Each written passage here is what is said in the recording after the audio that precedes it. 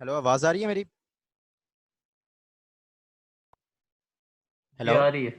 अच्छा, हम बात कर रहे थे ये इस तरह से ना।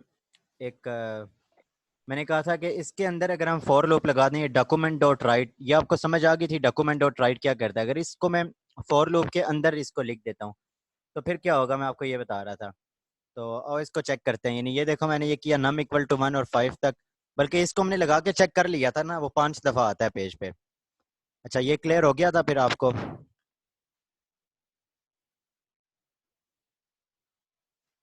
ये आ गया था। इसके बाद हम किस पे बात कर रहे थे लास्ट? अच्छा अच्छा अच्छा, ये सब चीज़ें। तो ये स्विच स्टेटमेंट मैंने आपको बताया था कि ये आप लोगों ने सी प्लस प्लस या दूसरी लैंग्वेजेस में देखा होगा, बिल्कुल वैसा ही इधर भी लगता है ये, जैसा उधर होता है। यानी अगर एज अ एग्जांपल देखना है, ये देखो। फॉर एग्जांपल ये लिखा हुआ है वेरिएबल ग्रेड इक्वल टू ए। ठीक है। अब आपने लिखा document dot right entering entering switch block, या जो भी आप उधर लिखो, मैसेज अपना जो भी दे दो। ठीक है। अब ये स्विच ग्रेड बिल्कुल यही चीज इसी तरह सी प्लस प्लस में होता है। आप यहाँ पे वेरिएबल का नाम लिखते होते हो स्विच ग्रेड, फिर केस ए, यानी और सिंगल कोटेशन मार्क में आपने ये लिखना होता है, ये आपको पता है। और अगर ए ग्रेड है तो document dot right good job. अगर बी है तो ये आपको आइडिया, अगर स्विच स्टेटमेंट का है तो ये आपके लिए बहुत ईजी चीज़ होगी। अगर नहीं है तो आप ये बाद में मेरे से लाजमी पूछिएगा। लेकिन अभी इतना ज़्यादा इशू नहीं है इन चीज़ों का, कि ऐसा नहीं है कि अगर आपको चीज़ें नहीं आती तो आप ये while do while for loop, ये मैं फॉर लूप डिस्कस कर चुका हूँ, वाइल वगैरह इस सबको पता है। अब ये स्लाइड्स है ना, ये इस हिसाब से जैसे आप लोगों को प्रोग्रामिंग आती ही नहीं है, इस तरह से बनी हुई हैं। तो तब ये एक एक ए टू जी चीज़ बताई हुई है, मैंने तभी आपसे शुरू में कंफर्म कर लिया, आपने बताया कि आप सबको है इसकी हाउ नो।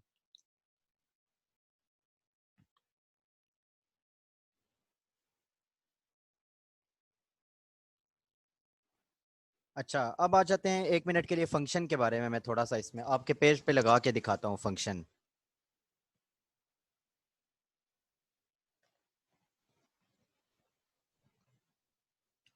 किधर किया ये? यहाँ पे ना अभी देखना, मैं एक फंक्शन बनाता हूँ, FUNCTION फंक्शन। वही सिंटेक्स है फंक्शन बनाने का, ठीक है। जैसे उधर हम फंक्शन बना, अच्छा नहीं, बल्कि वहाँ पे सी प्लस प्लस से चेंज है ये सिंटेक्स। सी प्लस प्लस में किसी और तरह आई थिंक हमें कोई रिटर्न टाइप लिखते होते थे, मुझे जहाँ तक अब याद है, कोई रिटर्न टाइप लिखते होते थे, फिर फंक्शन का नाम लिखते होते थे। लेकिन यहाँ पे वो तरीका नहीं है, इधर बस आपने ये सिंबल ये डालना है, सिंटेक्स डालना है फंक्शन, आगे फंक्शन का नाम लिखना है। मसलन फंक्शन का नाम है से कोई हेलो, ठीक है, और आगे ये ब्रैकेट्स डाल दी और एंटर किया, और इधर अंदर पूरी फंक्शन की आपने अब डेफिनेशन लिखनी है। ये मैं फंक्शन में लिख रहा हूँ। अब इस फंक्शन के अंदर मैं लिख देता हूँ अलर्ट हेलो। अब मैं पेज को रन करूंगा ना तो कुछ भी नहीं होगा। हालांकि देखो मैंने एक फंक्शन लिखा है, स्क्रिप्ट के अंदर एक फंक्शन लिखा हुआ है, लेकिन अगर मैं इस पेज को जाके रन करता हूँ तो नथिंग विल हैपन। तो जो जिन्होंने ये सी प्लस प्लस वगैरह पढ़ी हुई है, कोई बता सकते हैं क्यों नहीं कुछ हुआ? या बेसिक प्रोग्रामिंग जिसको है आइडिया, कि ना मैंने ये देखो एक फंक्शन लिखा है और इसके अंदर मैंने ये लिखा है एक अलर्ट आ जाए, लेकिन वो अलर्ट नजर क्यों नहीं आई मेरे पास? वो सर आपने सी नहीं नहीं, ये सी आउट ही है ना, ये समझो ये सी आउट है, ये देखो ये अलर्ट, ये जो मैं अलर्ट दे रहा हूँ ना, इस केस में ये सी आउट के ही बराबर है ना, एक अलर्ट आ जाएगा। असल वजह ये इसलिए नहीं आया कि आपको याद हो सी प्लस प्लस में भी आप इसी तरह फंक्शन बेशक बनाते रहो, 1000 फंक्शन बना दो, कोई फर्क नहीं पड़ेगा जब तक कि उस फंक्शन को आप कॉल नहीं करोगे। फंक्शन को कॉल भी तो करना होता है ना, याद आया कि नहीं आया? कॉल भी तो करना होता यस है। सर। अब यहाँ पे जी मैं जी सर जी। इस फंक्शन को अब हमने कॉल करना है, कैसे करूंगा मैं? जस्ट कॉल करने का ये तरीका है, इस जावास्क्रिप्ट में बस इतना सा तरीका ही है। अब यहाँ से क्या होगा, ये फंक्शन जो है ना ये कॉल हो जाएगा। कॉल जैसे ही होगा तो ये इसकी डेफिनेशन लेने के लिए ढूंढेगा नीचे, इसको मिल जाएगा से हेलो, फिर ये इसके अंदर एंटर हो जाएगा, फिर आपकी स्क्रीन पे आ जाएगा। तो फंक्शन बनाने से काम नहीं चलता, आपको फंक्शन को कॉल भी करना पड़ेगा। अब जो है ये चल जाएगा। तो ये मैंने फंक्शन स्पेशलिस्ट बताया, ये चीज़ हमें अक्सर जरूरत, बाकी ये स्विच स्टेटमेंट फॉर लूप शुभ ये बड़ा कम कम जावास्क्रिप्ट में यूज होंगे। पीएचपी में ये चीज़ें यूज होंगी सब की सब, ये switch statement for loop while loop JavaScript में ये चीजें नहीं यूज होंगी, फंक्शन जावास्क्रिप्ट में ज्यादा यूज होते हैं। तो क्लियर हो गया ये मैंने फंक्शन कैसे बनाया, इसको कैसे कॉल किया और फिर कैसे इसको डिफाइन किया फंक्शन को। क्लियर है जी सबको? सर। गुड। अच्छा, तो ये फंक्शन के बारे में भी हमने पढ़ लिया, फंक्शन को कॉल कैसे करते हैं ये भी पढ़ लिया। अच्छा, अब आ जाए फंक्शन के पैरामीटर्स। आप सी प्लस प्लस में भी फंक्शन के पैरामीटर्स लिखते होगे, आपको पता है। तो इधर भी बिल्कुल वैसा तरीका है फंक्शन के पैरामीटर लिखने का। ये अब ये है ना से हेलो, तो एक पैरामीटर है फॉर एग्जांपल text टेक्स्ट, ये एक ही ले लेते हैं। और यहाँ पे अगर मैं सिर्फ लिखता हूँ ना, वही वाली बात है, text लिखूंगा तो वहाँ पे प्रिंट हो जाएगा text। लेकिन अगर मैं इस डबल कोट को हटा देता हूँ और डबल कोट को हटा के मैं अगर लिखता हूँ text, अब क्या प्रिंट होगा? जो कुछ इस text में पड़ा हुआ है। समझ आ गया? इसको पैरामीटर बोलते होते हैं, ये जो यहाँ पे मैं लिखता हूँ। अब ये अलर्ट के अंदर वो आएगा जो इधर पड़ा हुआ है, लेकिन अब इधर क्या पड़ा हुआ है? इधर जो फंक्शन को आपने कॉल किया ना, यहाँ पे आपको देना पड़ेगा कुछ भी। फॉर एग्जांपल यहाँ पे मैं इसको दे देता हूँ हेलो। ये अब होगा क्या, जैसे ये चलेगा प्रोग्राम, सबसे पहले ये फंक्शन कॉल हो रहा है से हेलो, और यहाँ से हेलो जाएगा उड़ता हुआ इधर text में। हेलो इधर आ गया text में, यहाँ से मैंने text को कहा पेज पे यानी अलर्ट पे आ जाएं, और ये वाला हेलो जो है ये अलर्ट बॉक्स में आ जाएगा। क्लियर होगी ये बात या नहीं हुई क्लियर? ये ओके इसको पैरामीटर ओके। बोलते हैं। इसको आप रन करो, ये देखो हेलो लिखा आ गया है। अब एक कनकैटिनेशन मैं आपको बता देता हूँ इस पे कैसे होती है। साथ ही कनकैटिनेशन समझते हो ना, किसी भी लैंग्वेज में, जैसे सी प्लस प्लस में हम आप कॉन्कैटिनेट करते हो। कॉन्कैटिनेशन इसको बोलते हैं कि जब मैं किसी वेरिएबल को और किसी स्ट्रिंग वगैरह को आपस में जब मिक्स करना हो। मैं भी एग्जांपल आपको देता हूँ। फॉर एग्जांपल मैंने यूं लिखना हो, अगर माय इधर नेम आ रहा है फॉर एग्जांपल, और यहाँ पर जो है अली आ रहा है, ठीक है। अब मैंने लिखना है माय नेम इज अली। मैं कैसे लिखूंगा? सबसे पहले तो जाहिर है माय नेम इज ये एक स्ट्रिंग है, इसको मुझे डबल कोट में लिखना पड़ेगा। माय नेम इज, यहाँ तक लिख लिया। अब यहाँ पे मैं प्लस डालूंगा, प्लस से कॉन्कैटिनेट होता है। अब प्लस डालने के बाद मैं लिखूंगा NAME नेम। अब क्या हो जाएगा? माय नेम इज, उसके बाद आगे अली लिखा आ जाएगा। तो ये प्लस से ना एक स्ट्रिंग एक वेरिएबल से मिल जाती है। क्लियर होगी ये वाली बात भी? अब अगर इसको आप रन यस। करें तो वो देखो my name is Ali. Clear होगी बात? अच्छा, और अब मैं एक और आपको मजे की चीज बताने लगा हूँ, जो आप लोगों को थोड़ा बहुत तसल्ली दे देगी कि यार ये जो चीज कर रहे हैं इसका कुछ ना कुछ आपको नजर आएगा। आपने एक प्रोजेक्ट किया था लास्ट टाइम, उसके अंदर आपने लाजमी तौर पे एक आपने फॉर्म बनाया ही होगा, लाजमी सी बात है ना। उस फॉर्म के अंदर आपने कोई कंटेंट डाला होगा वगैरह वगैरह। अब मेरे पास तो कोई फॉर्म बना हुआ नहीं है, अबाउट अस वाले में भी नहीं है। तो मैं ऐसा करता हूँ, इधर वैसे डमी सा ना एक फॉर्म बना लेता हूँ, तो उसके ऊपर मैं आपको थोड़ा बता देता हूँ।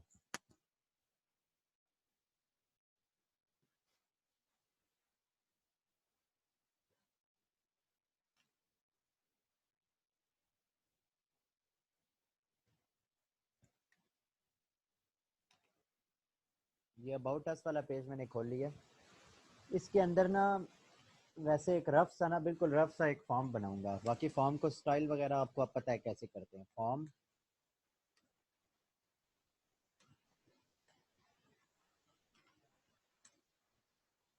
ठीक है, जस्ट यहाँ पे ये एक ही चीज लिखूंगा कि फॉर्म में आप इनपुट वगैरह डालते हो ना, वो इनपुट भी हम लेंगे, लेकिन अभी मैं सिर्फ एक बस बटन लूंगा, उसका जो आखिर में सबमिट वाला बटन नहीं होता फॉर्म के एंड में, बस मैं वो वाला इधर अभी बनाऊंगा। आप इसके दो तरीके होते हैं बनाने के, input type equal to button, ये भी कर सकते हैं आप यहाँ पे बल्कि इसको यूं करो, button type equal to submit.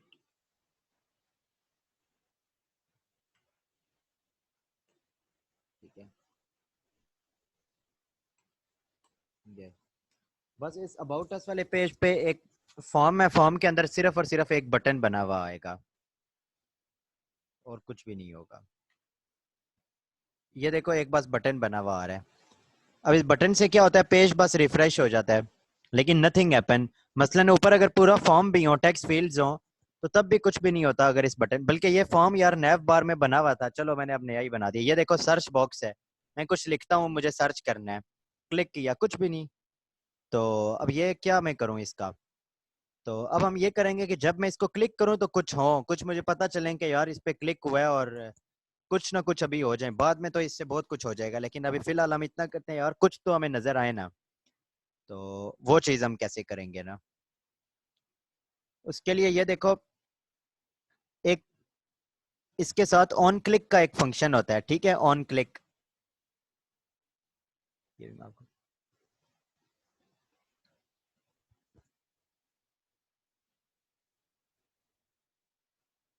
ये practice.html पे मैंने जो स्क्रिप्ट लगाया ना, उसको मैं वहां से हटा देता हूँ 1 मिनट के लिए, और इधर इस अबाउट अस वाले पेज पे ले आता हूँ जहाँ मैंने फॉर्म बनाया है ये, और यहाँ पे एंड में ना मैं इसको लिख लेता हूँ, ठीक है।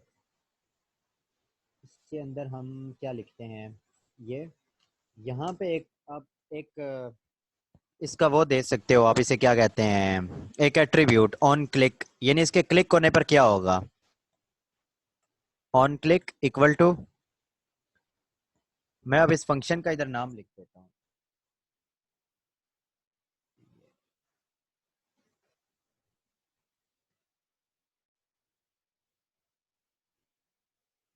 एक चीज का ख्याल करना, ये देखो बाहर आपने डबल कोट लगाई हुई है, ठीक है, ये डबल कोट लगी हुई है बाहर, अब अंदर दोबारा डबल कोट लगाओगे तो ये मसला बन जाएगा, इसलिए अब अंदर आपको सिंगल कोट लगानी पड़ेगी। ये चीज अक्सर आपको इस मसले का सामना करना पड़ेगा, डबल कोट सिंगल कोट वाले का। जब बाहर आप डबल कोट लगी हुई है तो अंदर भी डबल लगाओगे, वो मिक्स हो जाएगा, वो फिर ऐसे लगेगा ये स्ट्रिंग इधर से शुरू हुई है और इधर आके खत्म हो गई है, जब आप इधर तक डबल, सो अगर बाहर डबल लगी है तो अंदर सिंगल करनी पड़ेगी।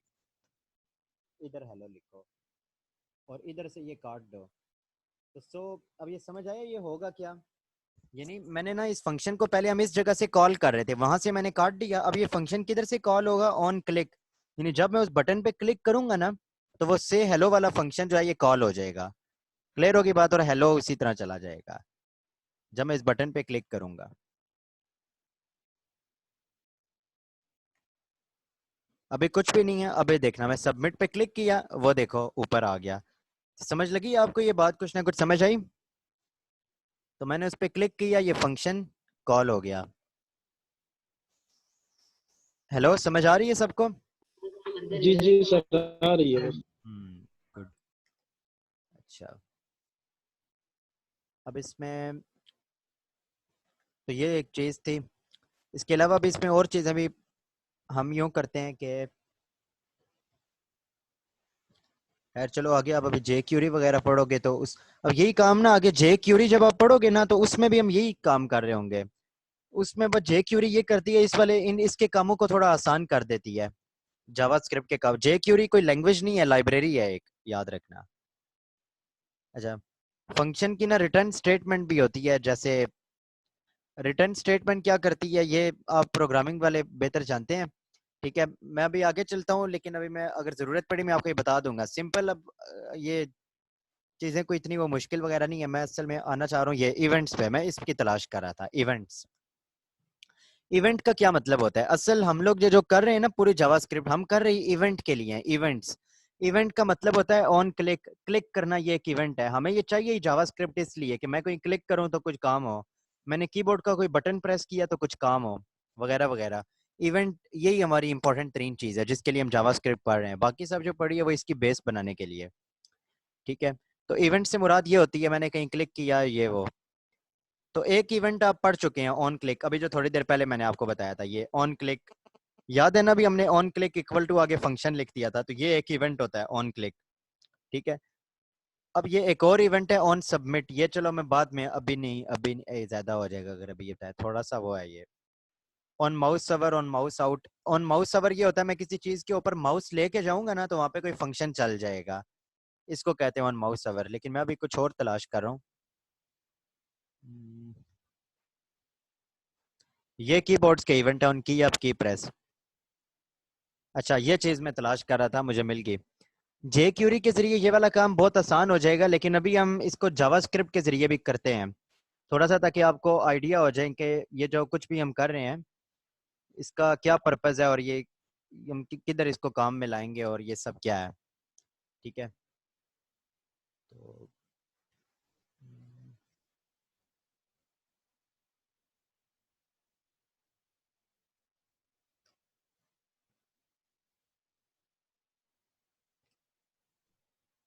फॉर एग्जांपल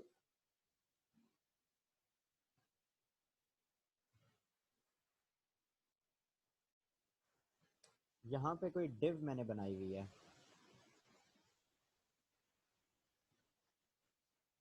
ठीक है। इस डिव को ना मैंने कोई आईडी दी हुई है,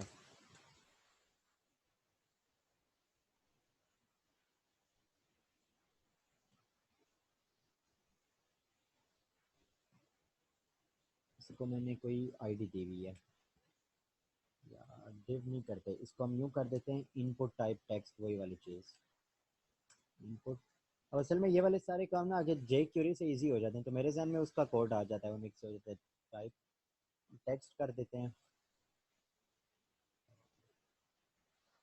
बस इसको ऐसे ही छोड़ देते हैं और इसको सेव 1 मिनट के लिए मैं कराता हूँ।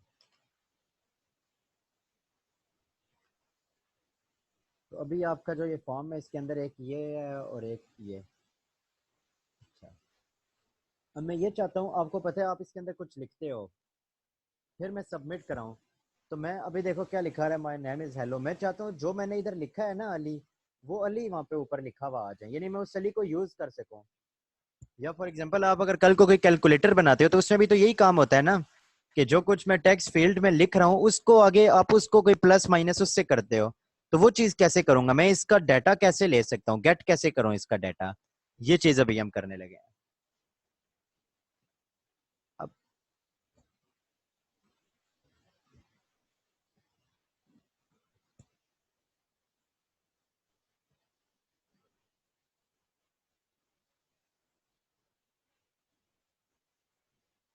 इसको हम अगर आईडी दे दें 1 मिनट के लिए इस फील्ड को जस्ट।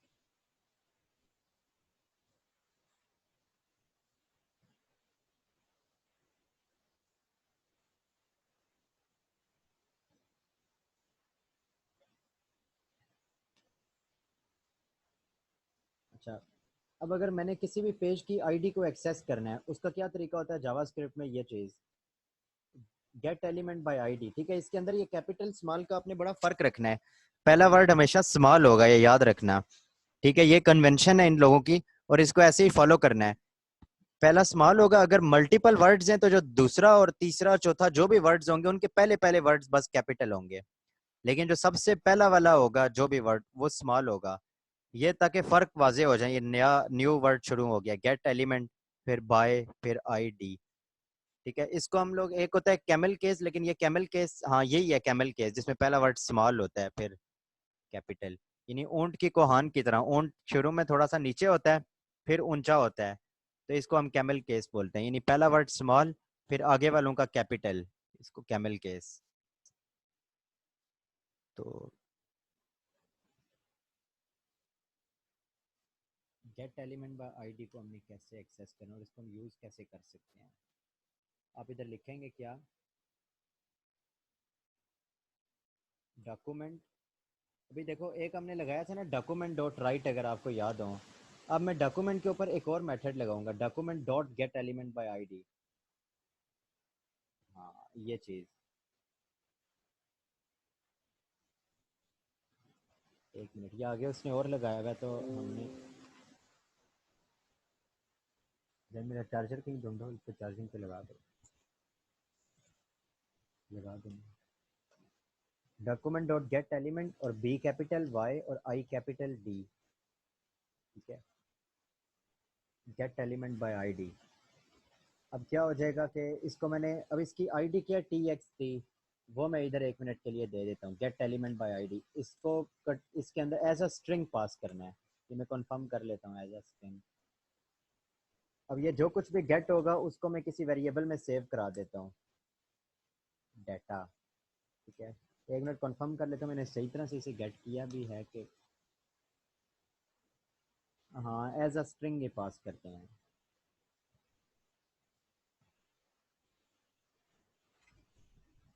तो अच्छा अब होगा क्या, अभी इसकी वो नहीं आएगी जो कुछ इसके अंदर हमने लिखा होगा, लेकिन आएगा क्या, एक मिनट के लिए इसको मैं आपको दिखाता हूँ। चेक करें, टी ए डाटा इसके अंदर लिखते हैं, सेव कराएं और अब आप जाएं अपने पेज पे और इसको कर दें लोड। अब मैं जब इस पर क्लिक करूँगा सबमिट पे, तो वो देखो आपको क्या मिल गया, ऑब्जेक्ट HTML इनपुट एलिमेंट। यानी वो ये कह रहा है, ये चीज़ आपको अभी समझ नहीं आई होगी, एक सेकंड। असल में ये हुआ, देखो मैंने एक फॉर्म बनाया था सबसे पहले, उस फॉर्म के अंदर ना मैंने दो फील्ड दिए, एक दिया बटन और एक दिया ये इनपुट। ठीक है, इनपुट के साथ मैंने एक आईडी दे दी है टेक्स्ट। ठीक है, किसी भी चीज़ को आप आईडी दे दो, किसी भी चीज़ को, उसको आपने गेट कैसे करना है, उसका तरीका सिंपल ये होता है, document dot gate element by ID. जैसे डॉक्यूमेंट डॉट राइट था ना, इसी तरह document dot gate element by ID, ID के जरिए उस एलिमेंट को गेट करना। यानी यहाँ पे आप आईडी दे दें, वो पूरा का पूरा एलिमेंट आपके कब्जे में आ जाएगा, वो डाटा में स्टोर हो गया।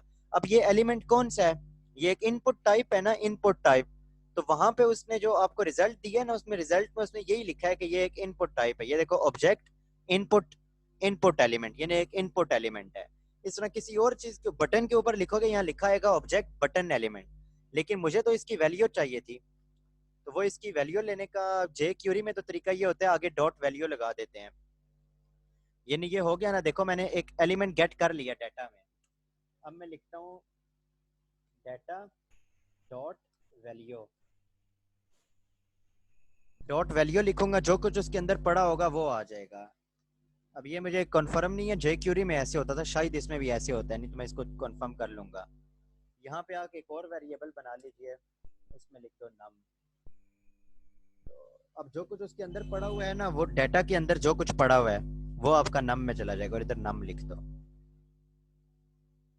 इसको चेक करते हैं, अल्लाह करें चल जाए, लेकिन ज्यादा उम्मीद नहीं है, पता चल जाएगा। ये इसके अंदर मैं लिख देता हूँ ALI, मैं इसको कराता हूँ सबमिट। बिल्कुल सही चल गया, वो देखो ऊपर अली लिखा आ गया है। ये चीज समझ आई है नहीं आई, या हेलो, थोड़ी बहुत ही समझ आई है या थोड़ी भी नहीं आई? थोड़ी बहुत आई सर। थोड़ी बहुत आई है, ये थोड़ी बहुत आई है सर, एक दफा रिपीट कर दें। ठीक है मैं कर देता हूँ। ये बिल्कुल एक नई चीज आपको बताई है। अगर मजीद इसको टेस्ट करना है ना, ये देखो जो भी लिखोगे ना वो ऊपर आ गया। इसने कैसे गेट किया ये मैं आपको बताना चाहता हूँ। देखो सबसे पहले तो एक मिनट, इन दो लाइनों को हम करते हैं कमेंट।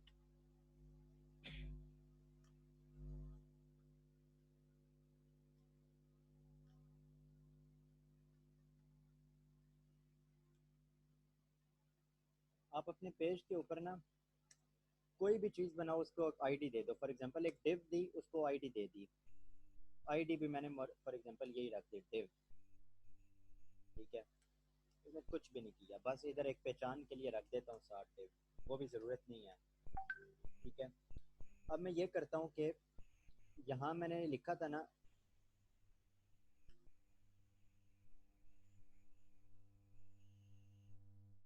ये जो मैंने आईडी दी है डिव, ये वाली आईडी में यहाँ पे टेक्स्ट की जगह डाल देता हूँ। अब होगा क्या, मैं आपको ये बताना चाह रहा हूँ, ये जो document dot gate element by ID ये क्या करता है, यानी उस पूरे के पूरे एलिमेंट को ले आएगा जिसकी आईडी डिव है।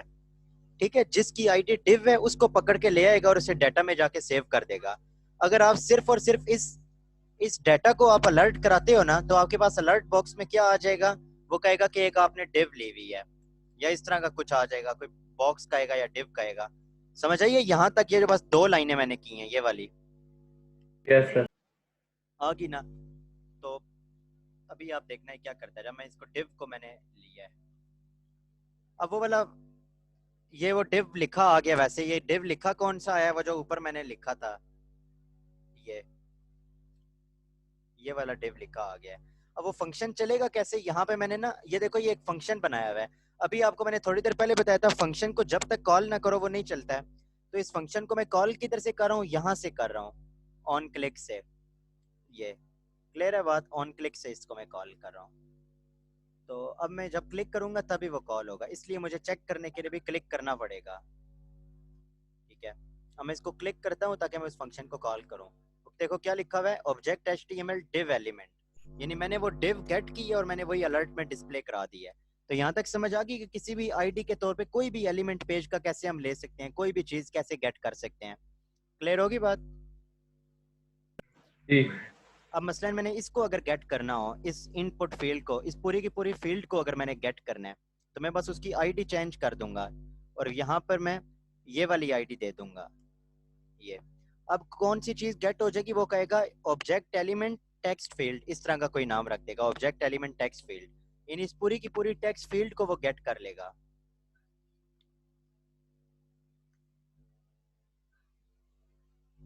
अब वो क्या करेगा, अगर मैं इसे क्लिक करता हूँ, वो देखो ऑब्जेक्ट एलिमेंट इनपुट फील्ड, यानी इनपुट फील्ड को उसने पूरा का पूरा गेट कर लिया। तो ये चीज आपको क्लियर होगी अब कि किस तरह से मैं गेट करता हूँ। अब मैं चाह रहा ये हूँ कि जो उस फील्ड के अंदर मैंने जो कुछ लिखा हुआ है उसको भी साथ वो गेट कर लें।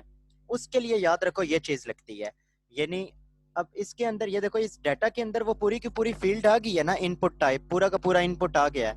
इस डाटा के अंदर वो इनपुट आ गया, मैंने कहा वो वाला जो इनपुट है उसकी जो भी वैल्यू यूजर ने दी है वो तुम सेव कर दो नम के अंदर। तो समझ आया इस लाइन का मतलब, कि उस डाटा के अंदर जो कुछ भी है, यानी वो जो टेक्स्ट फील्ड तुम्हारे पास आई है उसकी जो वैल्यू है, वैल्यू से मुराद वो जो यूजर ने लिखा होता है उस टेक्स्ट फील्ड में, उमैर, अली, अहमद, जो भी लिखा हुआ है वो तुम मुझे दे दो, वो नम के अंदर सेव करा दो। तो वो नम के अंदर जाके सेव हो गई। क्लियर हुआ नहीं हुआ? टोटल ये 2 लाइनें हैं इस चीज की, ये देखो इन 2 लाइनों में ये काम हो रहा है। क्लियर हुआ? जी सर। तो अगर अब इसको आप जी सेव सर। कराओ, यहाँ पे आप नम लिखो, तो अब आप देखोगे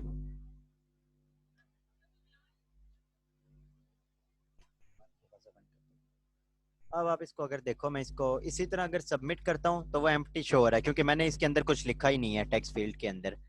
लेकिन अगर मैं कुछ लिख देता हूँ 1 2 3, तो वो 1 2 3 ऊपर डिस्प्ले हो जाएगा। क्लियर हो गया ये कैसे मैं एक डाटा लेता हूँ? ठीक हो गया बात? जी सर। जी सर। अच्छा अभी मैं एक बस आज के लिए ना, मैं ये लास्ट आखिरी वीडियो है, मैं बस अभी कल इंशाल्लाह ताला हम जे क्यूरी भी करेंगे और इसको भी मैं और ज़्यादा थोड़ा वाजे कर दूंगा। लेकिन उससे पहले मैं थोड़ा सा इसको आपको एक प्रैक्टिकली चीज़ बस इसकी एक बता देता हूँ। बाकी जो इसके अंदर सही काम है वो आप जब जे क्यूरी करोगे तो आपको सही समझ लगेगी कि क्या फ़ायदा होता है। ठीक है, अभी मैं आपको एक असाइनमेंट भी आपको बताऊंगा, वो आपने उसमें क्या ऐड करना है और क्या करना है उस असाइनमेंट से रिलेटेड। इसी तरह जो फॉर्म बनाया ना, जस्ट उस फॉर्म के अंदर चीज़ें बता दूंगा बस। अच्छा आप क्या करते हैं, हम ये हमने ली ना इनपुट टाइप टेक्स्ट, इसकी आईडी ये दे दी, और एक और इनपुट ले लो, 2 लेबल ले लेते हैं हम, LABEL लेबल।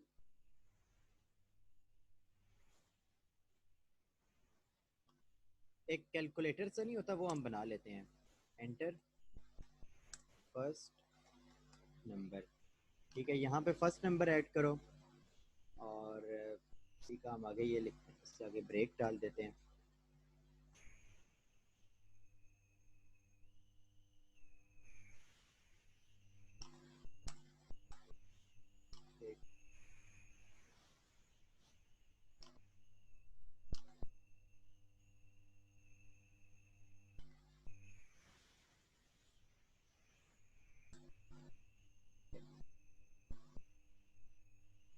दो नंबर्स लेते हैं और बस उन्हें ऐड कराते हैं, जस्ट एक थोड़ा वो बताने के लिए।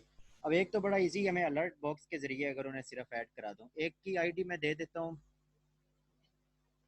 num1 और दूसरे की आईडी में दे देता हूँ num2। ठीक है, और फिलहाल बस अभी अलर्ट बॉक्स में इनका रिजल्ट आएगा, लेकिन तो मैं देखता हूँ अगर टाइम बचा तो हम इस रिजल्ट को किसी और टेक्स्ट फील्ड में भी शो करा सकते हैं। सर ये आज की लेक्चर्स और ये स्लाइड फिर अभी सेंड कर देने सर, फिर ठीक है, मैं बाद में अभी, हम प्रैक्टिस। हाँ हाँ मैं कर देता हूँ थैंक। मिलके यार। चलो बाद में फिर मुझे भी असल में बंद करने के बाद याद नहीं रहती, तो अब क्या याद रखोगे, इधर से ही कर देते हैं। हाँ ना सर, फिर वो भूल जाता है बंदा, तो इसलिए मैंने सोचा अभी याद करवा दूं आपको। वो प्रैक्टिस करते हुए फिर देखना पड़ता है ना सर। क्या मैं कर रहा हूँ अभी,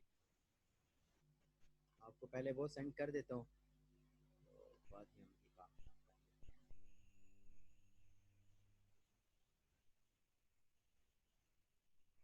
चलो 10 मिनट्स रह गए, 10 मिनट्स में बस क्लास ख़त्म करते हैं। ओके,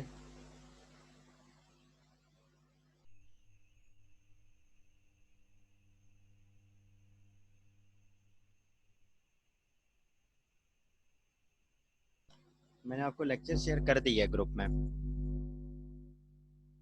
सेंड हो रहा है, बस वो मैंने कर दिया इधर से। अच्छा, हम क्या बात कर रहे थे? नोटपैड खुला हुआ है ना आपके सामने? हेलो, जी सर। जी सर।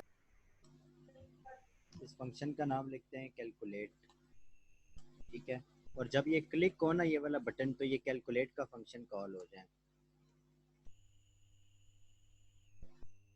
और यहाँ पे लिख देते हैं कैलकुलेट,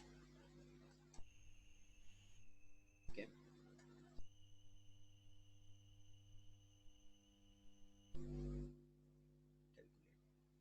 अब आप क्या करें, वही वाला जो डॉक्यूमेंट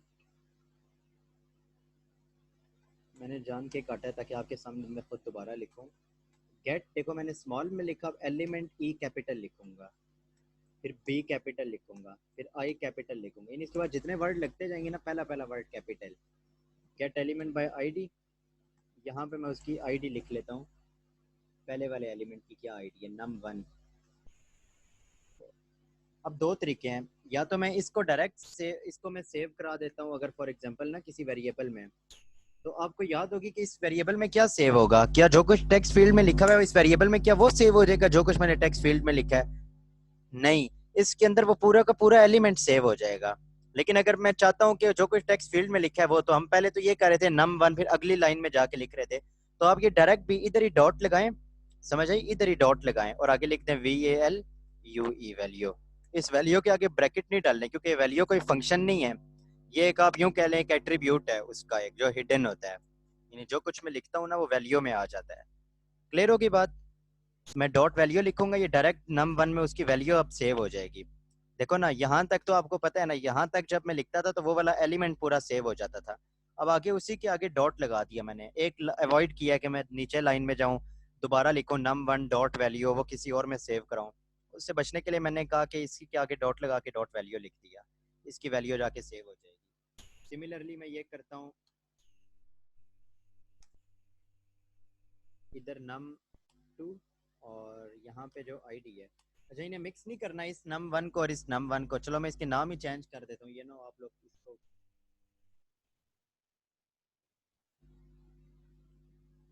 num a कर देते हैं जी, और इसको कर देते हैं num b।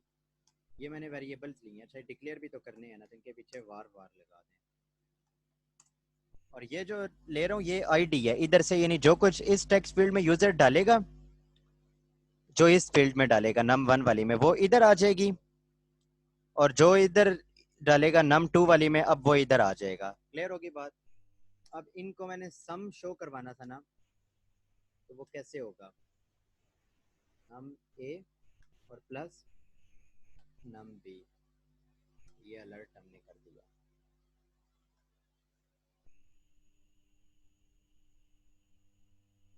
इसको सेव कर ले। अब ये देखो, मैं इधर देता हूँ 3, इधर देता हूँ 4, 4 और 3 कितने होते हैं, ये 34 आ गया, ये 34 आ गया है, देखते हैं क्यों आया। अच्छा अच्छा, मुझे समझ लग गई क्यों आया।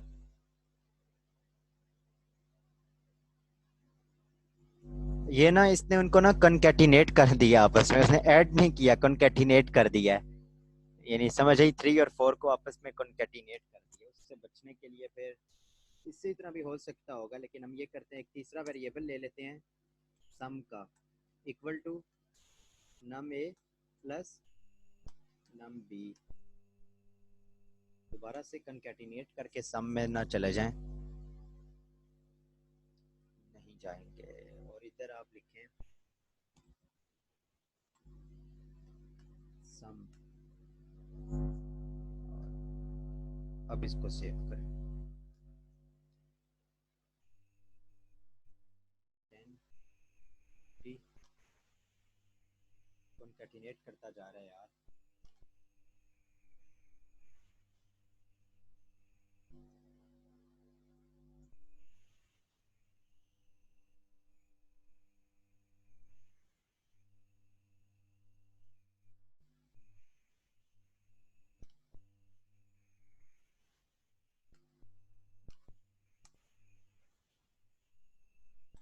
इक्वल टू 10 और खुद से इसको लिखते हैं, एक second, num B equal to 20। अब वो क्या करेगा?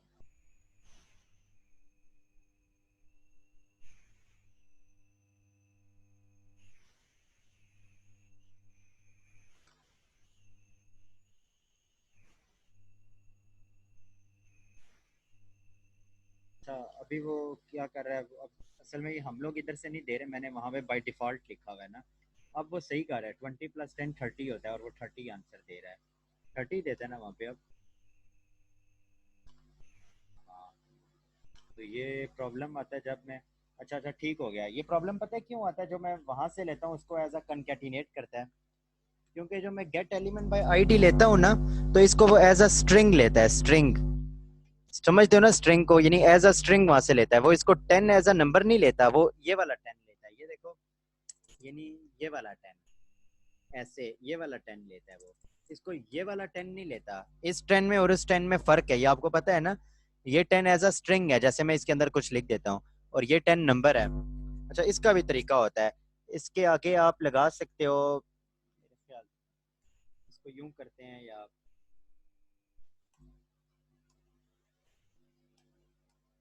int, अब ये, यानी अब मैं उसको अब कन्वर्ट करा रहा हूँ, क्योंकि ना वो एज अ उसको स्ट्रिंग लेता है वहां से, जो भी उस फील्ड से लेता है।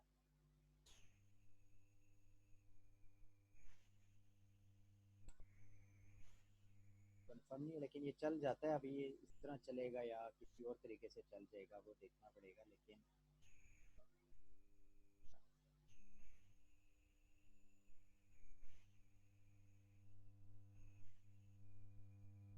अभी हमने ना जो कुछ किया उसको वो पसंद नहीं आया, इसलिए उसने एरर दे दिया। ये जो कोई रिजल्ट नहीं आ रहा ना, ये एरर होता है, इसका मतलब होता है कि शो ही नहीं किया उसने, अलर्ट चलाया ही नहीं है कि यहाँ पे ना उसको पसंद नहीं आई कोई हमारी बात। वो यही वाली बात हमने एक्स्ट्रा की, उसको पसंद नहीं आई। तो इसका क्या तरीका होता है? इसके आगे फिर शायद एक और डालते होंगे, डॉट इंटीजर।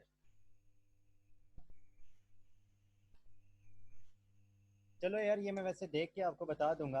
बहरहाल इतनी बात समझ आ गई है, डाटा कैसे लेते हैं आप इनपुट फील्ड से। और हेलो, जी सर। हाँ, तो ये दूसरे नंबर पे ये है ना कि हम लोग जब ये करेंगे ना, जे क्यूरी जब हम करते हैं, तो उसके अंदर ना ये सब काम बहुत ज्यादा इजी हो जाता है। वो वैसे ही है कि जैसे मैं सी एस एस के बाद बूटस्ट्रैप आती है ना, बूटस्ट्रैप सी एस एस को आसान कर देती है, ये वैसे ही है। जे क्यूरी जावास्क्रिप्ट के लिए वैसी चीज है। लेकिन अभी जावास्क्रिप्ट खत्म नहीं हुई, इस पे हो सकता है एक और पूरी क्लास लग जाए जावास्क्रिप्ट के ऊपर। अच्छा, अभी आपने बताया क्या करना है उस असाइनमेंट पे? बस टोटल आपने इतना सा काम करना है कि जब आप लोग कोई भी, बल्कि एक और चीज, बल्कि मैं आपको बताता हूँ, आपने लिखनी है एक और, इसके अंदर मैं चीज आपको बताता हूँ। ये हो गया ना फॉर्म, ये देखो, ये आपको डिव नजर आ रही है, ये जो मैंने लिखी हुई है जिसकी आईडी दी हुई है डिव, समझ आ रही है ना? ये डिव है, उसकी आईडी दी हुई है डिव, लेकिन इसके अंदर मैंने कुछ भी कंटेंट नहीं लिखा हुआ। 1 मिनट से कम टाइम रहेगा, जल्दी जल्दी सुने। इसके अंदर मैंने कोई भी कंटेंट नहीं लिखा हुआ, ठीक है? पेज पे अभी ये डिस्प्ले नहीं होगी, लेकिन मैं इस पे कुछ ना कुछ डिस्प्ले कराना चाहता हूँ जावास्क्रिप्ट के जरिए, तो ये भी पॉसिबल है। ये देखो, कुछ भी नीचे डिस्प्ले नहीं हो रहा। इसको अगर मैं डिस्प्ले करवाऊँ जावास्क्रिप्ट के जरिए, तो वो कैसे हो सकता है? तो वो ऐसे हो सकता है, ऑटो, मैं ये करता हूँ,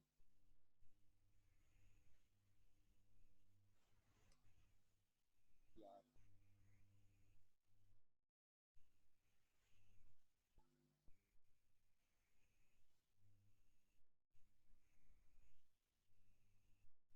dot H T M L, ये आप लिखो ना, यानी उसको मैंने गेट कर लिया उस डिव को, फिर dot H T M L लिखा, और इसके आगे आप अंदर लिखो, जो कुछ लिखोगे वो उस पेज पे उम्मीद करता हूँ डिस्प्ले हो जाएगा। ना हुआ तो फिर इंशा